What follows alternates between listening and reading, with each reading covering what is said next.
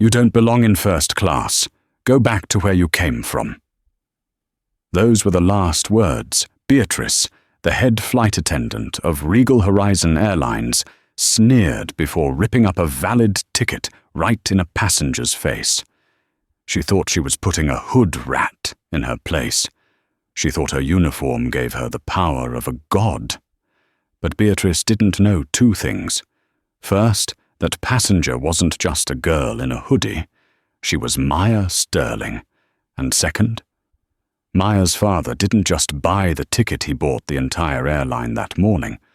Watch closely, because the karma you are about to see isn't just satisfying. It is nuclear. The automated sliding doors of JFK Terminal 4 parted with a soft hiss, welcoming the chaotic symphony of the holiday travel rush. Maya Sterling adjusted the strap of her battered canvas duffel bag and pulled her oversized charcoal grey hoodie tighter around her frame. To the untrained eye, she looked like a tired college student scraping by on financial aid, perhaps heading home for the holidays on a budget ticket. Her sneakers were scuffed vintage Jordans, expensive if you knew streetwear, but dirty enough to look like thrift store finds to the snobs of the world.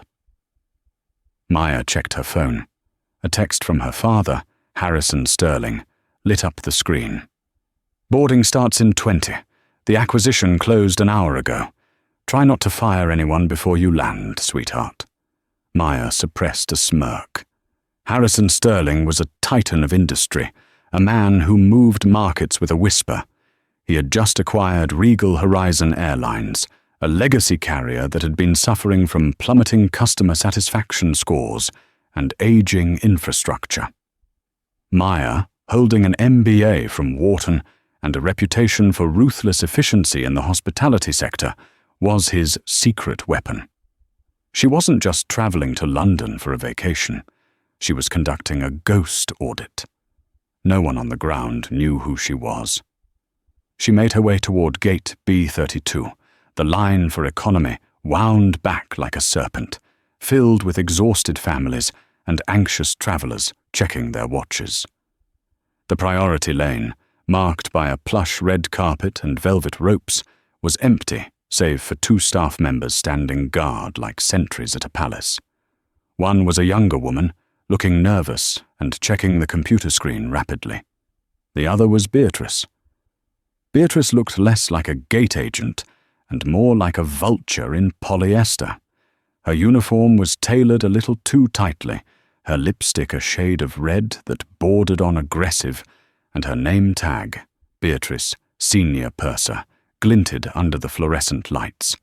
She stood with her arms crossed, scanning the crowd with a look of disdain that suggested the very presence of the general public was a personal insult to her. Maya approached the red carpet.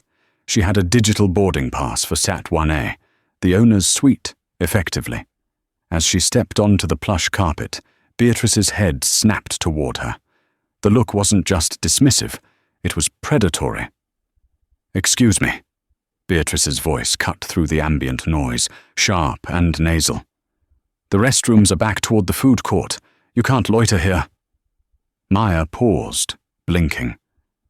"I'm not looking for the restroom. I'm boarding." Beatrice let out a short, incredulous laugh. She didn't check a computer. She didn't ask for a name.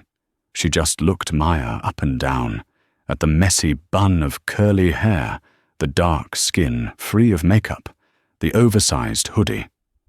"Economy boarding is in Zone 5, honey," Beatrice said, her voice dripping with faux sweetness that barely masked the venom.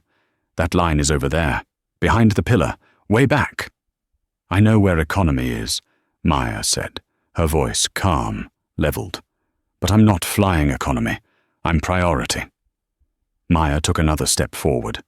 Beatrice physically sidestepped to block the path, holding up a manicured hand.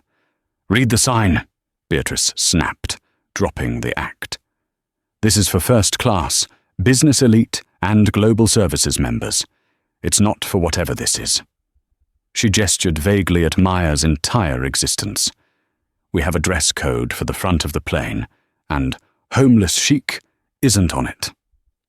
The younger agent, whose name tag read Sarah, looked up nervously. "Beatrice, maybe we should just scan her." "Quiet, Sarah," Beatrice hissed without looking at her. "I've been doing this for 15 years. I know a scam when I see one. They try to sneak into the lounge. They try to sneak into the priority line. If you let one in, the whole cabin smells like weed and cheap fast food by takeoff." Maya's jaw tightened. The racism wasn't even subtle. It was loud, proud, and standing right in front of her. "I have a ticket," Maya said, pulling her phone out. "Seat 1A. "Seat 1A?" Beatrice scoffed loudly enough for the business-class passengers lining up behind Maya to hear. A man in a bespoke suit chuckled, shaking his head. "Girl, seat 1A costs $12,000. You're telling me you're wearing that and you dropped 12 grand on a flight?" "My father bought the ticket," Maya said truthfully. "Oh, I bet he did." Beatrice rolled her eyes. "Sugar daddy, or did he steal a credit card? Look, I don't have time for this ghetto fairy tale. Get out of the line before I call security." "Scan the pass," Maya challenged, holding the QR code out. "If it's fake, the machine will reject it, and I'll walk away. If it's real, you let me on." Beatrice stared at her, her eyes narrowing. The challenge to her authority was unacceptable. She snatched the phone from Maya's hand, her fingernails digging into Maya's palm. "Fine," Beatrice sneered. "Let's prove you're a liar." She didn't take it to the scanner. Instead, she looked at the screen, saw the name M. Sterling and the first-class designation. Her face twitched. It was a valid boarding pass. But Beatrice was a woman who had operated with impunity for a decade. She knew the systems. She knew that sometimes glitches happened. "This is a screenshot," Beatrice declared loudly. "It's doctored. I see these all the time on TikTok. Kids photoshopping boarding passes to sneak into first class." "It's in the Airline app," Maya said, reaching for her phone. "It's live." "Don't snatch at me," Beatrice yelled, pulling the phone away. She looked at the line of wealthy passengers behind Maya, playing to her audience. "She's trying to use a fraudulent pass. Can you believe the audacity?" "Just move her," the man in the suit grumbled. "We have a meeting in London." Beatrice smirked. She looked Maya dead in the eye. "You want to fly today?" Beatrice asked. "I intend to." "Not with a fake ticket, you're not." Beatrice tapped the screen, cancelled the check-in on the device, and then, in a moment that seemed to happen in slow motion, she took a paper boarding pass that had printed from the kiosk earlier, which Maya had tucked into her phone case as a backup. Beatrice pulled the paper out. "This is invalid property of Regal Horizon Airlines." "R.A.P." The sound was sharp and violent. Beatrice tore the heavy cardstock in half, then in quarters. She tossed the confetti-like pieces at Maya's chest. "You're lucky I don't have you arrested for fraud," Beatrice said, dusting her hands off. "Now get to the back of the economy line, or get out of my airport." The silence that followed was suffocating. The paper scraps fluttered down, landing on Maya's scuffed Jordans. For a moment, Maya Sterling felt a heat rise in her chest that had nothing to do with the stuffy terminal air. It was the ancestral rage of every person who had been judged, dismissed, and humiliated simply for existing in a space someone else decided they didn't belong in. But Maya was a Sterling, and Sterlings didn't get mad. They got even. She took a slow breath, centering herself. She looked down at the torn ticket, then back up at Beatrice. Beatrice was smiling, a smug, self-satisfied grin of a petty tyrant who had just won a skirmish. "You realized," Maya said, her voice dropping an octave, becoming deadly quiet, "that you just destroyed a federal travel document and denied boarding to a paid passenger without cause?" "Cause?" Beatrice laughed. "The cause is you're a disruption, and look at you. You're clearly agitated. I can deny anyone I feel is a threat to the safety of the flight." She leaned over the podium. "Are you threatening me? Because that's a federal offense." It was a trap. Beatrice was baiting her. If Maya raised her voice, if she swore, if she made a scene, Beatrice would call the airport police, and Maya would be dragged out in handcuffs. The narrative would be written, "Unruly passenger removed." Maya smiled.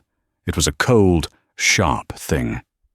"No threats, Beatrice," Maya said, reading the woman's name tag deliberately. "Just observation." Maya picked up her phone, which Beatrice had slammed onto the counter. She opened the Regal Horizon app. Her booking was gone. Beatrice had actually deleted the reservation from the gate terminal. "My ticket is gone," Maya said. "Like I said, it was fake," Beatrice breezed, turning her attention to the man in the suit. "I'm so sorry for the delay, Mr. Henderson. Please, step forward. Thank you for your loyalty." Mr. Henderson stepped over the pieces of Maya's ticket, not even looking at her. "About time," he muttered. Maya stood her ground, but stepped slightly to the side. She caught the eye of Sarah, the junior agent. Sarah looked terrified. She was typing furiously on her terminal, her eyes darting between Beatrice and Maya. Maya moved toward Sarah. "Is there any seat left on this plane?" Sarah whispered, barely moving her lips. "I can't. She's the senior purser. She's my supervisor." "I'm not asking for a favor," Maya said softly.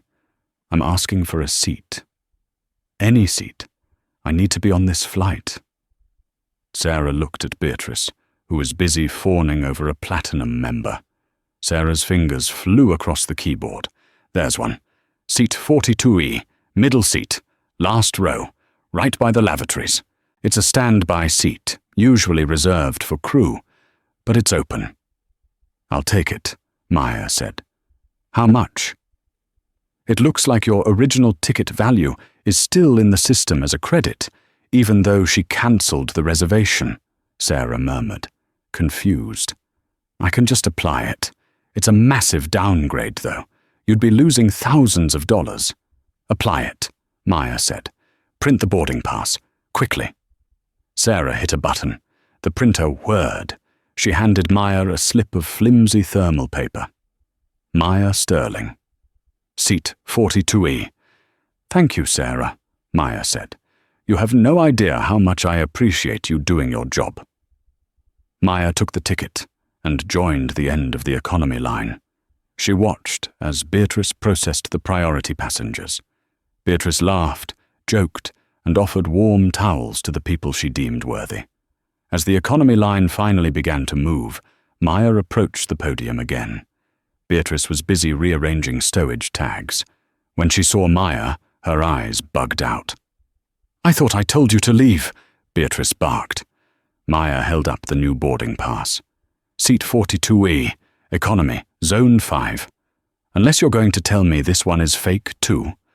Beatrice snatched the paper. She squinted at it. She glared at Sarah, who suddenly found the floor very interesting. Beatrice couldn't deny this one without creating a massive operational delay. The system had accepted it, and the manifest was locked. "Humph," Beatrice grunted. She ripped the stub off aggressively and shoved the passport back at Maya. "Don't think this means you're getting special treatment. You say one word to anyone in first class, and I'll have you zip-tied. You stay in the back where you belong. Do you understand me?" "Loud and clear," Maya said. Maya walked down the jet bridge. The air grew colder, but her resolve grew hotter. She pulled out her phone and composed a new text to her father. "Change of plans. Not in 1A. I'm in 42E. Don't call the pilot yet. I want to see how deep the rot goes. Let the flight take off. And Dad, get the legal team on a conference call in 6 hours." She hit send just as she stepped onto the plane. The Boeing 777 was massive, a flagship vessel of the Regal Horizon fleet, but you wouldn't know it from the state of the cabin. As Maya walked past the first-class galley, She saw the opulence she was supposed to be enjoying. Lie-flat pods, champagne already being poured, soft jazz playing. She saw Beatrice standing at the front of the first-class aisle, greeting Mr. Henderson by name. "Champagne, sir. Or perhaps a mimosa." As Maya tried to walk past to get to the second aisle, Beatrice stepped in her way, blocking the path with a hip. "Use the other aisle," Beatrice said, pointing through the galley. "This aisle is for premium passengers. We don't want you bumping into them with that dirty bag." "It's a dual-aisle plane," Maya noted. "Both aisles go to the back." "Not on my flight," Beatrice smiled icily. "Walk around." Maya forced a tight smile and detoured through the galley, squeezing past a cart to get to the other side. She made the long walk to the back of the bus. The further back she went, the more the atmosphere changed. The smiles of the crew disappeared. The carpet was stained. The overhead bins were jammed. Row 42 was the very last row. The seats didn't recline because they were flush against the rear galley wall. The smell of the chemical toilet was already wafting through the air. Maya squeezed into 42E. To her left was a large man who was already asleep, his elbow digging into her ribs. To her right was a mother with a screaming infant. "Sorry," the mother mouthed, looking exhausted. "He's teething." "It's okay," Maya said gently. "Don't worry about it." Maya stowed her bag under the seat in front of her knees jamming against the hard plastic tray table. She was cramped, uncomfortable, and humiliated, and she was watching everything. She watched as Beatrice marched down the aisle during the safety check. A young black man in row 38 had his headphones on. Beatrice didn't tap him on the shoulder. She snapped her fingers in his face. "Headphones off!" she shouted. "Now, or you're off the plane!" The boy jumped, terrified, and ripped them off. "Sorry, I didn't hear. I don't care. Respect the crew," Beatrice spat, moving on. 2 rows later, she stopped at an elderly white woman who had her purse on her lap. Beatrice's voice changed instantly, becoming sugary sweet. "Oh, Ma'am, we just need to tuck that away for takeoff. Let me help you with that." She gently lifted the bag and placed it overhead. The duality was sickening. Beatrice wasn't just a bad employee. She was a discriminator who curated her kindness based on race and perceived status. The plane taxied. The engines roared. As they lifted off over Queens, Maya pulled out her iPad. She wasn't watching a movie. She was opening the Regal Horizon employee database, accessible via her secure VPN login that had been activated that morning. She typed in, "Beatrice G. Maya." The file loaded.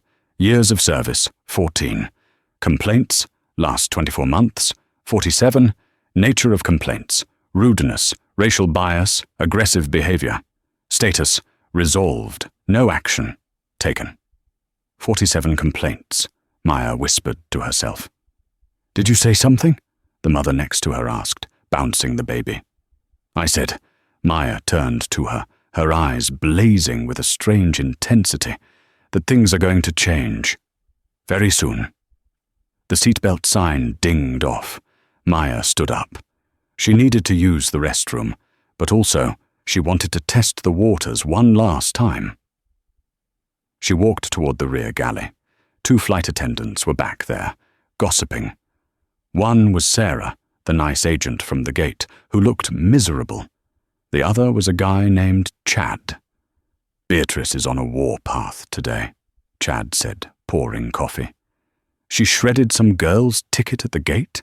Like, literally ripped it?" "Yeah," Sarah whispered, glancing at the curtain. "It was awful.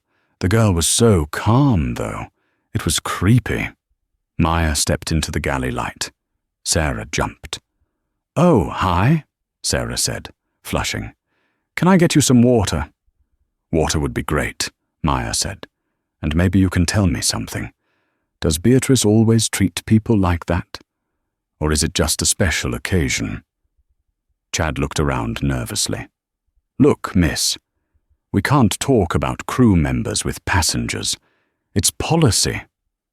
Policy, Maya repeated. Is it policy to scream at passengers? Is it policy to profile people based on their clothes?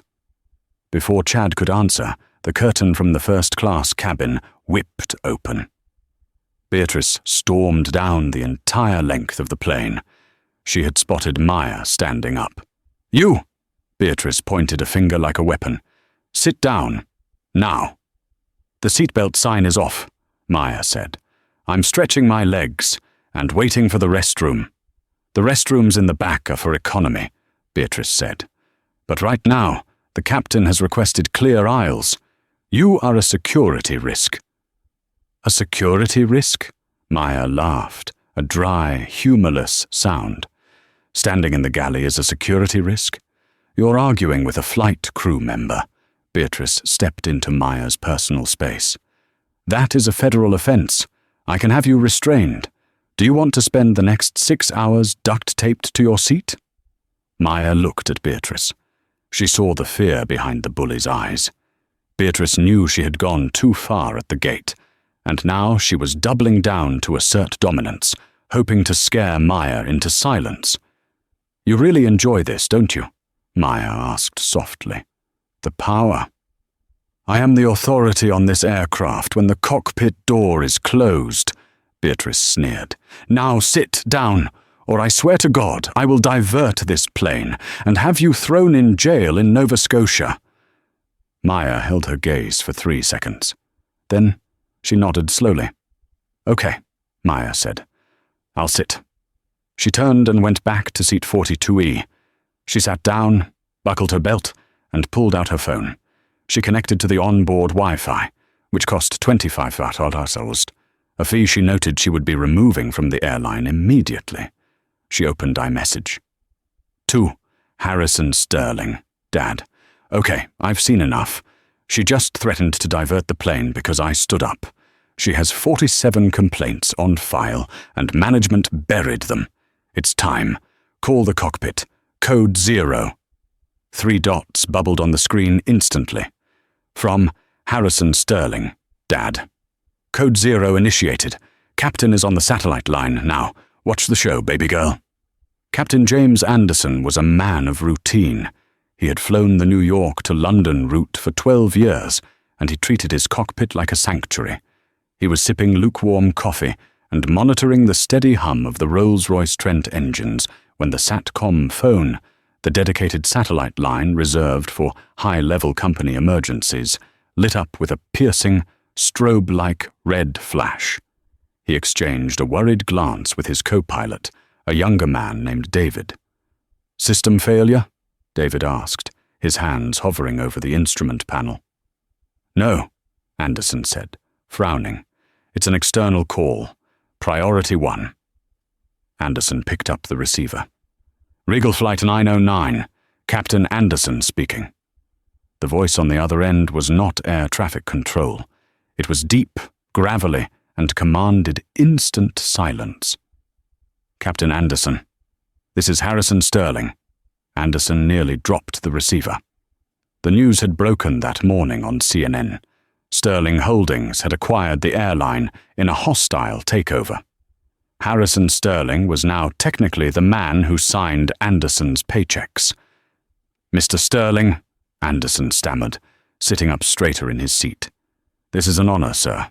To what do I owe the—" "Cut the pleasantries, Captain," Sterling's voice barked, crisp and devoid of warmth. "We have a situation on your aircraft. A code 0.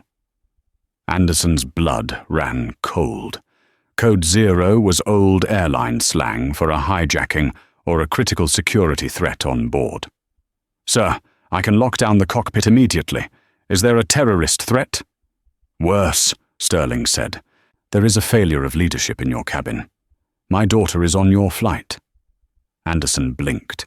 He scanned the passenger manifest on his iPad quickly. He saw Sterling, M in seat 1A, but the seat was marked as no-show, cancelled. "Sir, I'm looking at the manifest. Seat 1A is empty. We believe the passenger missed the flight." "She didn't miss it," Sterling growled. She was denied boarding by your senior purser, her ticket was destroyed, and she was forced to purchase a standby ticket in the rear of the plane. She is currently sitting in seat 42E, next to the lavatories, being treated like a criminal by your lead flight attendant. There was a heavy silence in the cockpit. The only sound was the wind rushing over the nose of the Boeing 777. 42E, Anderson whispered. The owner's daughter is in the cattle row? Maya is conducting a ghost audit, Sterling continued, and she has just informed me that your senior purser, a Ms. Beatrice Maya, threatened to divert the plane because Maya stood up to stretch her legs. Captain, I want you to listen to me very carefully. You work for me now. And if you want to keep your pension, you will do exactly what I say in the next 5 minutes. Anything, sir. Unlock the cockpit door, go to the back of the plane, retrieve my daughter, and bring her to the front. But before you do that, I want you to give Ms. Maya just enough rope to hang herself. Sir, call her to the cockpit. Tell her there's a VIP issue. Let her believe she's in the right. I want her to feel safe before the hammer drops. Maya wants a show. Give her one. Understood, sir. The line clicked dead. Anderson stared at the phone for a long moment. He looked at David. Take the controls, Anderson said, unbuckling his harness. And turn on the cabin microphone. Record everything. Anderson pressed the call button for the lead galley. Beatrice, report to the cockpit immediately. Back in the cabin, Beatrice was in the middle of pouring a glass of Dom Perignon for Mr. Henderson. She smiled tightly. Excuse me, sir. The captain needs me, probably to compliment the smooth service. She smoothed her skirt, checked her reflection in a metal spoon, and marched to the cockpit. When she entered, she didn't see the tension in Anderson's shoulders. She only saw an opportunity to complain. Captain, Beatrice sighed, leaning against the doorframe. I'm glad you called. We have a situation in economy. That girl I told you about at the gate, the one with the fake ticket, she's becoming aggressive. She was loitering in the galley, intimidating the crew. I think we should have authorities meet the plane in London. Honestly, I don't feel safe. Captain Anderson turned slowly in his chair. He looked at Beatrice, really looked at her, for the first time in years. He saw the cruelty etched into the lines around her mouth. You don't feel safe, Beatrice? Anderson asked calmly. No, she insisted. She has this look, defiant.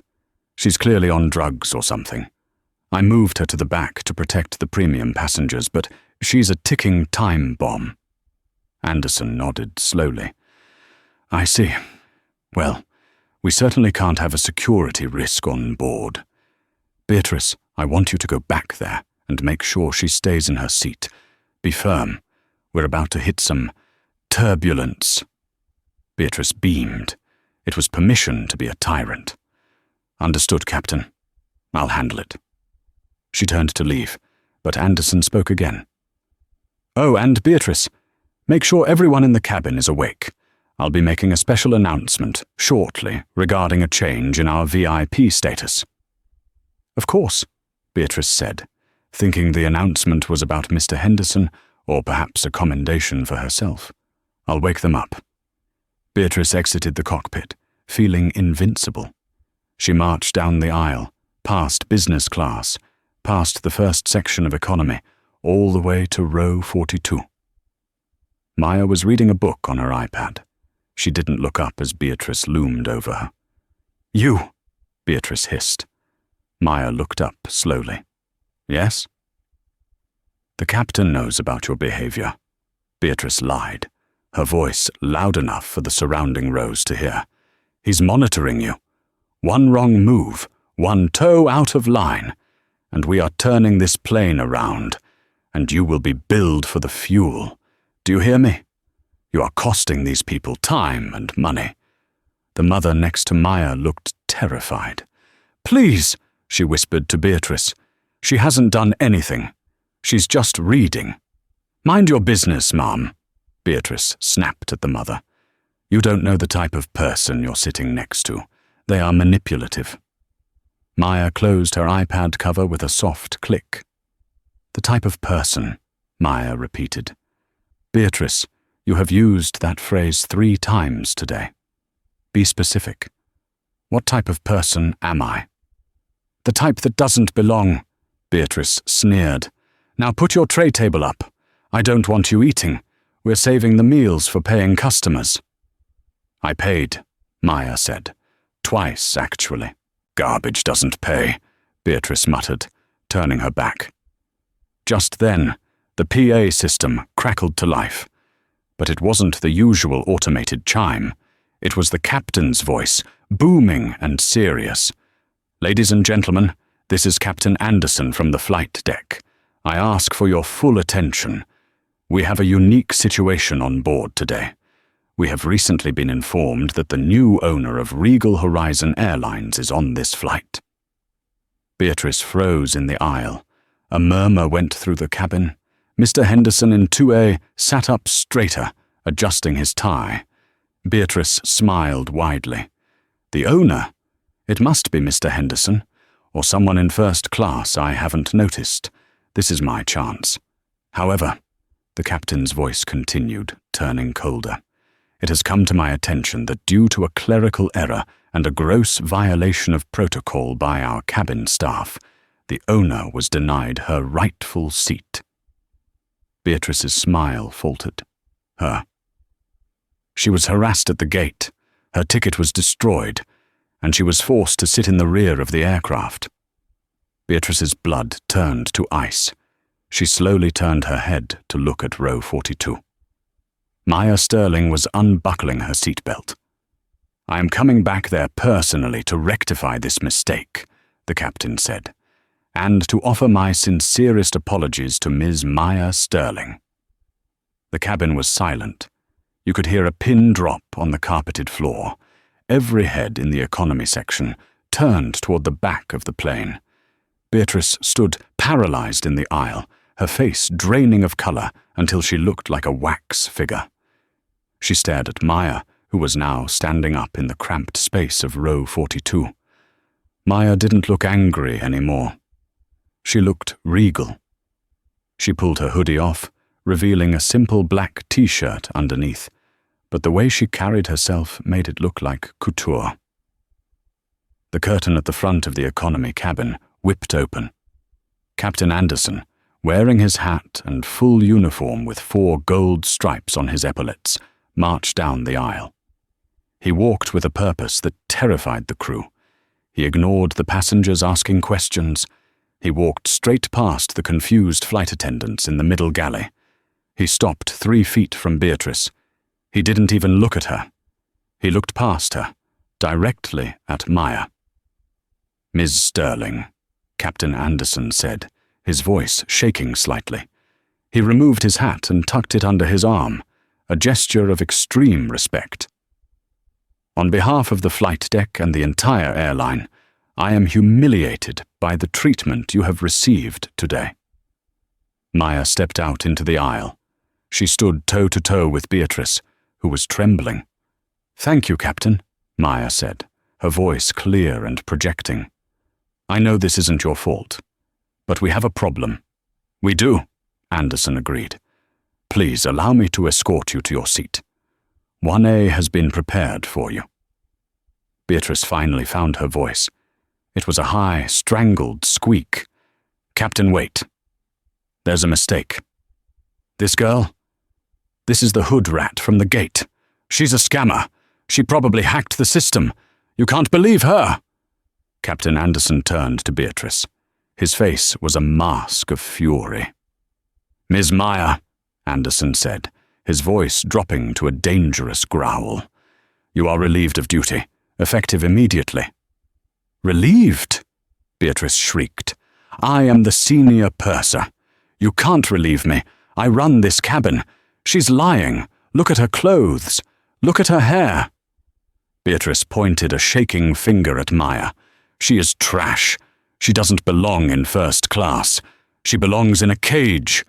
The racism was so naked, so raw, that the passengers in rows 40 and 41 gasped. Someone pulled out a phone and started recording. Maya stepped forward. She didn't shout. She didn't scream. She simply leaned in close to Beatrice. "My name," Maya said, "is Maya Sterling. My father is Harrison Sterling. He bought this airline at 9 a.m. this morning for $4 billion, which means, Beatrice, I don't just belong in first class." Maya smiled, and it was the most terrifying thing Beatrice had ever seen. "I own the plane. I own the seat. I own the uniform you are wearing. I own the little badge on your chest." Maya plucked the plastic name tag off Beatrice's blouse. Beatrice was too shocked to move. "And I don't like the way you represent my company." Maya turned to the captain. "Captain, I will move to 1A now, but I want her," she gestured to Beatrice, "to come with us. We're going to have a staff meeting." "No," Beatrice whispered, backing away. "I'm not going." "You are," Captain Anderson said. "Or I will have the air marshals drag you." The procession began. It was a walk of absolute judgment. Maya led the way, walking down the long aisle of the 777. As she passed rows of passengers, people began to clap.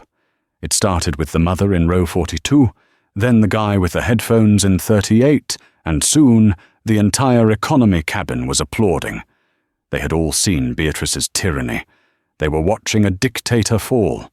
Beatrice had to walk behind Maya, followed by the captain. She had to walk past the people she had screamed at, the people she had belittled. She kept her head down, her face burning with a mixture of shame and stubborn rage. When they reached the business class curtain, Mr. Henderson looked up. He saw Maya. He saw the captain carrying Maya's duffel bag. He saw Beatrice looking like a prisoner of war. "What's going on?" Henderson asked. Maya stopped at his seat. "Mr. Henderson, is it?" "Yes," he gulped. "My apologies for the delay at the gate," Maya said smoothly. Beatrice here was confused about company policy regarding valid tickets. "I hope you enjoy the rest of your flight. If you need anything, ask Sarah." Beatrice is indisposed. She swept past him into the first-class cabin. First class was intimate, only 8 suites. Maya took seat 1A. She sat down, sinking into the leather that she had been denied. She gestured to the ottoman opposite her seat. "Sit, Beatrice."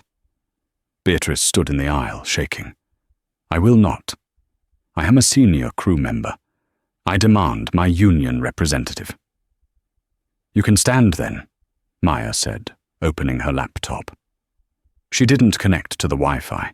She connected directly to the plane's internal server via the Ethernet port in the armrest, a feature installed for maintenance, which she knew how to access. "Sarah!" Maya called out. Sarah, the junior flight attendant, peeked through the galley curtain, looking terrified. "Yes, Mrs. Sterling? Come here, please. And bring the other flight attendant, Chad." The 2 junior crew members stood awkwardly in the first-class aisle. "Sarah," Maya said, her voice gentle, "I want you to tell the captain exactly what happened at the gate. Do not leave anything out. If you lie to protect her, you will be fired. If you tell the truth, you have nothing to fear." Sarah looked at Beatrice. Beatrice's eyes were wide, silently pleading, threatening. "Don't you dare." Sarah took a deep breath. She looked at Maya. "Beatrice saw you coming," Sarah said, her voice trembling. "She told me to watch this. She said she was going to filter out the trash. You showed a valid digital boarding pass.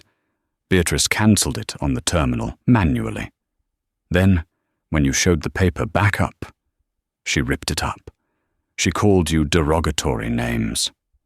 She laughed about it." "Liar!" Beatrice screamed. "She's lying.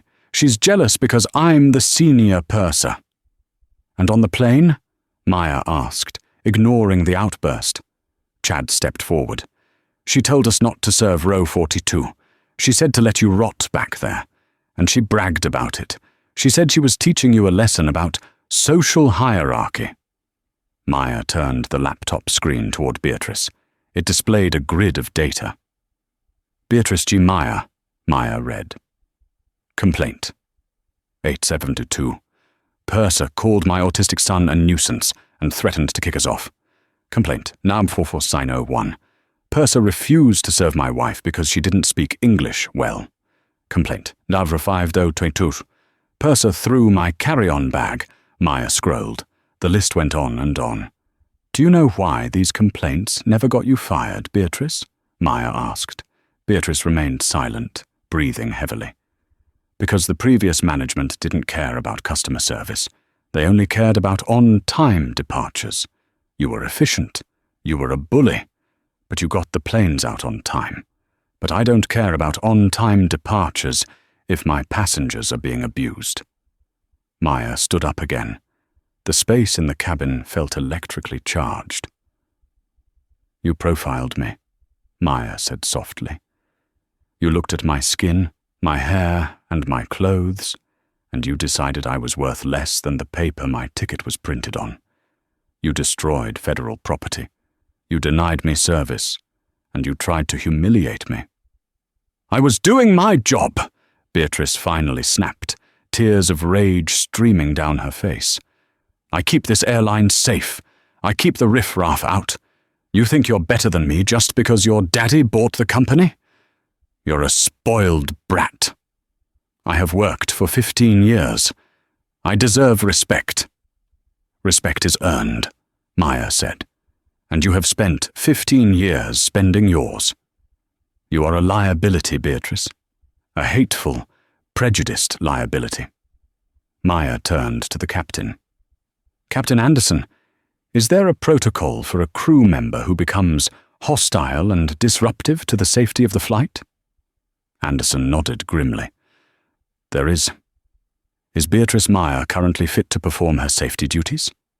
She is emotionally unstable and has antagonized a passenger. No, she is not.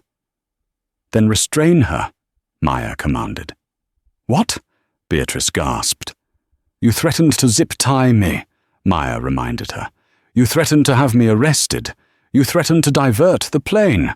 I am simply applying your own standards. Captain, you can't, Beatrice pleaded, backing up. Sit in the jump seat, Beatrice, Captain Anderson ordered. Do not move. Do not speak to the passengers. If you stand up, Chad will restrain you with flex cuffs. You are no longer crew. You are cargo. Beatrice collapsed onto the crew jump seat by the front door, sobbing. It wasn't a cry of remorse. It was the cry of a bully who had finally punched a wall that hit back. Maya sat back down in 1A. She looked at Sarah. Sarah, you are now the acting senior purser for this flight. Please serve the meal. And bring me a glass of champagne. I believe I have a victory to toast. The descent into London. Heathrow was usually the busiest time for a flight crew, collecting trash, securing the cabin, ensuring tray tables were locked. But for the crew of Regal Horizon Flight 909, the atmosphere was ghostly. The silence in the forward galley was heavy, broken only by the hydraulic whine of the landing gear deploying beneath the floorboards. Beatrice Maya sat strapped into the forward jump seat, facing the rear of the aircraft. It was the shame seat. Every passenger who used the forward lavatory had to squeeze past her. She kept her eyes fixed on a scuff mark on the opposite bulkhead, refusing to make eye contact. Her mind, however, was racing at a fever pitch. She was running through scenarios, rehearsing lies, and building a fortress of denial. They can't fire me, she told herself, her fingernails digging into the palms of her hands. I'm a union member. I have seniority. I'll say I felt threatened. I'll say the girl was aggressive.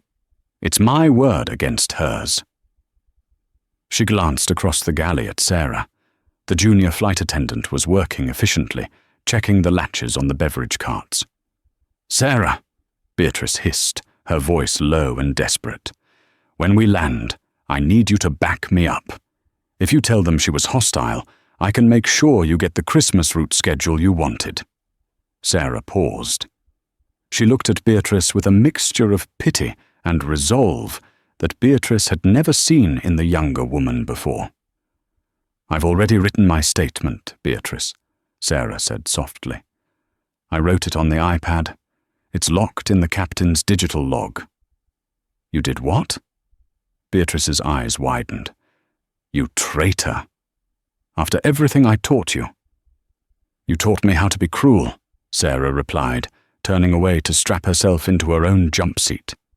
"And today, I learned how to be kind. I'm done listening to you." The plane banked sharply. The intercom crackled. "Cabin crew, take your seats for landing."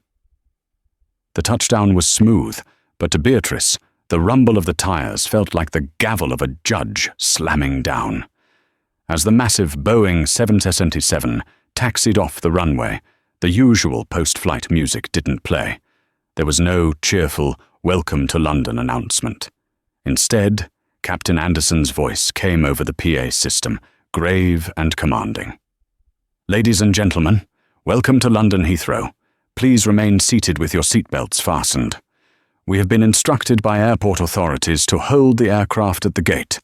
Do not stand up. Do not open the overhead bins. Local law enforcement will be boarding the aircraft immediately to address a security incident involving a member of the crew." A murmur rippled through the cabin like a wave. A member of the crew?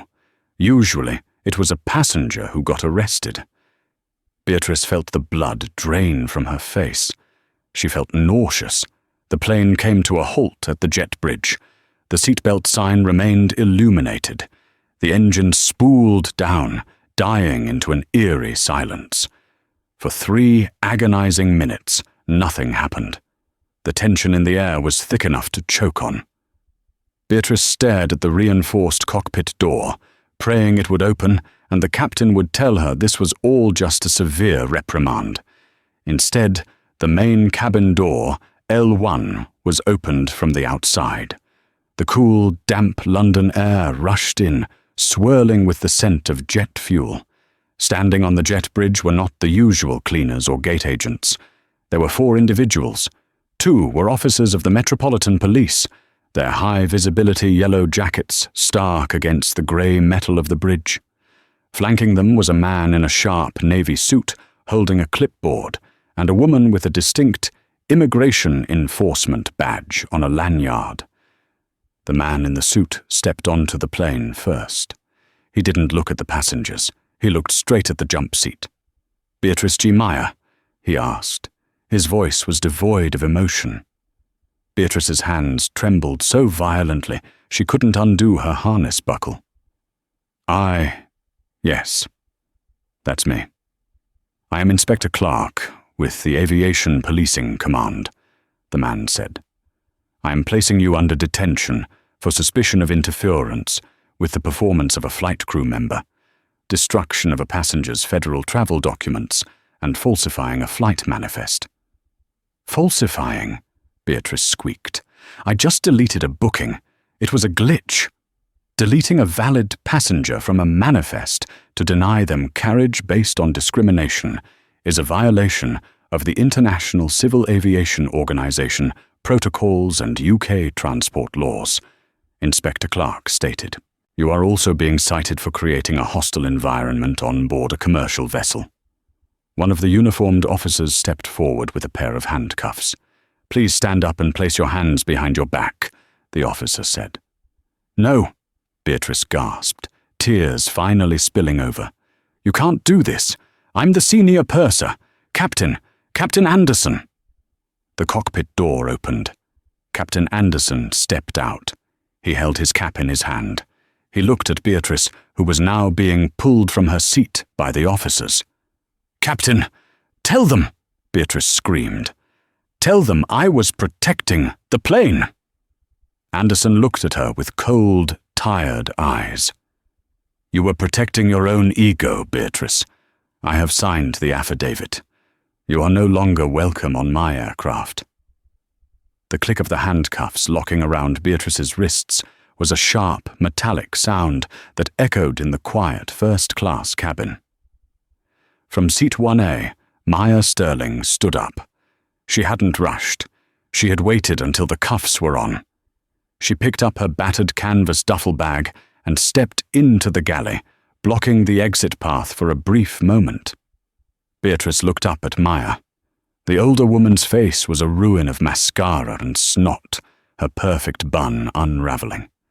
"You ruined my life," Beatrice sobbed. "Are you happy? You ruined everything over a stupid ticket."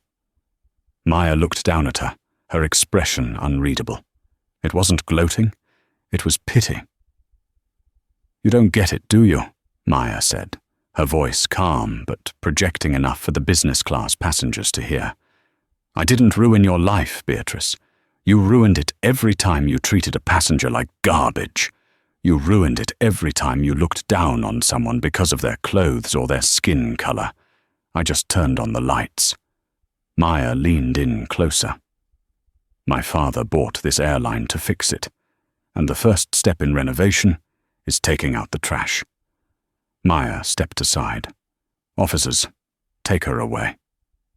The walk down the jet bridge was the longest journey of Beatrice's life.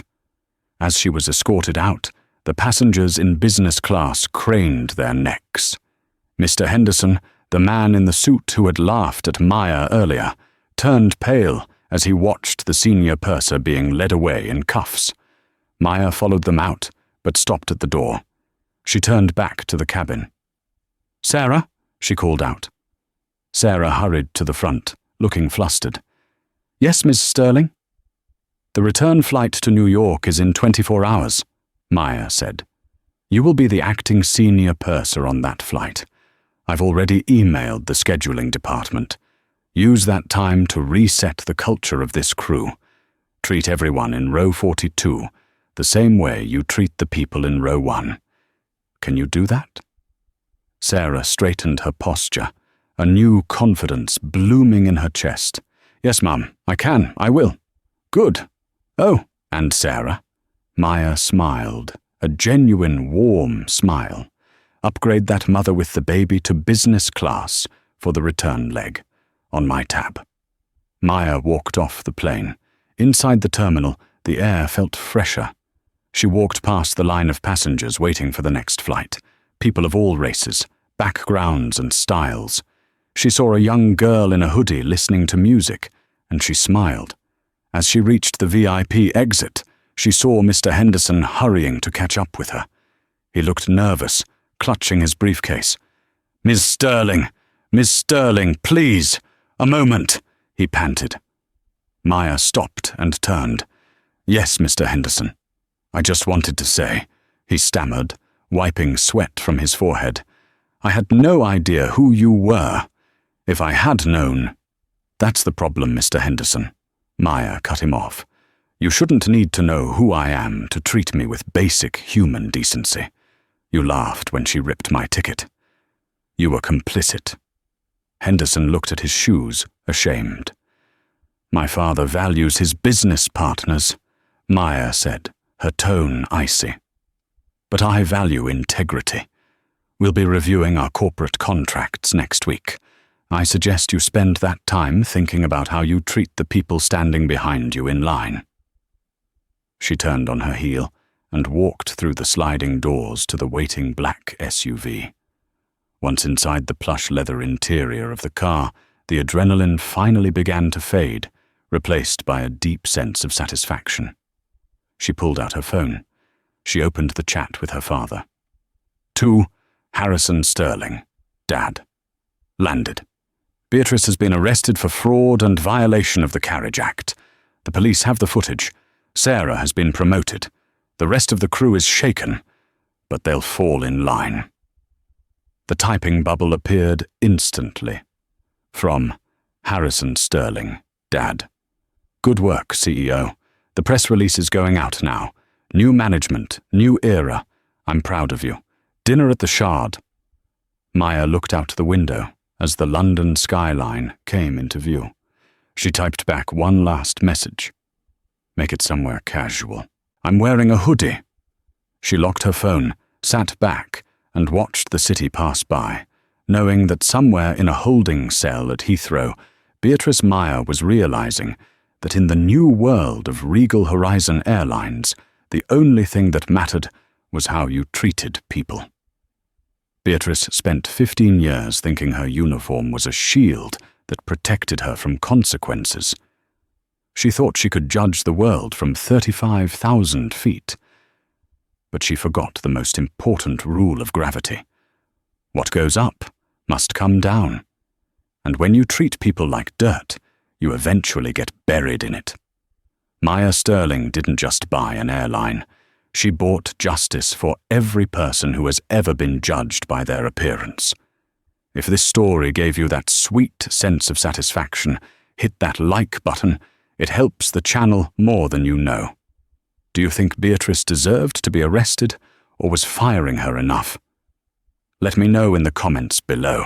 And please subscribe and turn on notifications. We have a new story coming next week about a billionaire who goes undercover as a janitor to catch a thief you won't want to miss. Stay kind and stay tuned.